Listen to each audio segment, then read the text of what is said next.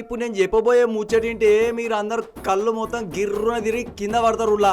జిందగీ అంటే గిట్లుండాలి, దర్జా అంటే గిట్లుండాలి అనుకుంటారు.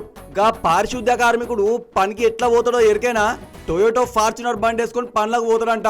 ఇక పనికాడికి కార్లో పోయి గాడ షీపురు బట్టి రోడ్లను సాఫ్ చేస్తాడంట. నీ లొట్ట పీస్ ముచ్చట్లా నీకు మేమే దొరికినంలే అనుకుంటుండ్రా?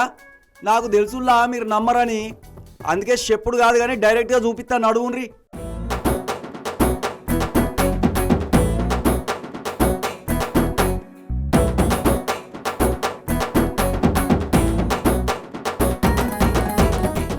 ఇక ఈ ముచ్చట్నైతే కర్ణాటక రాష్ట్రంలోని దక్షిణ కన్నడ జిల్లాలకు వెళ్ళి మీకోసం దొరకబట్టుకొచ్చిన ముల్లా. బంత్వాల్కు చెందిన శేషప్ప ఒక పారిశుద్ధ్య కార్మికుడు. ఇక పారిశుద్ధ్యం పనులు చేసే కార్మికుల జీవితాలు ఎట్లుంటాయో మన అందరికీ తెలిసిన ముచ్చట్నే.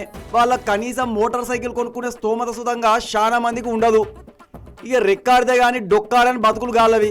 గట్లనే శేషప్ప సుతంగా రోజుకు 50 రూపాయల కూలీతో జిందగీని షురూ చేసిండు.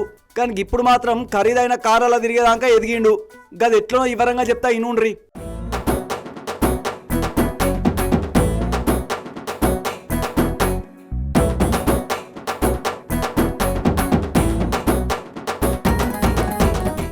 1996లా శేషప్పకి పండ్ల గిట్ల దిగిండు.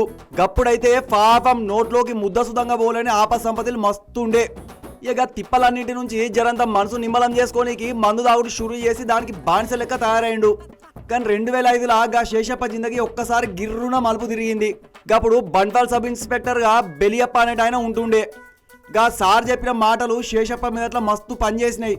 జిందగీ ఇల్వేందో తెలుసుకొని మందు మానేసిండు. ఇక మళ్ళా పద్ధతిగా బతుకుడు షురూ చేసిండు. ఇక పొద్దుగాల 5 గంటల సోంది మధ్యాహ్నం దాకా వీధులు ఊడ్చులు చెత్త తీసుకుపోయే బండి నడుపుడు చేస్తాడంట.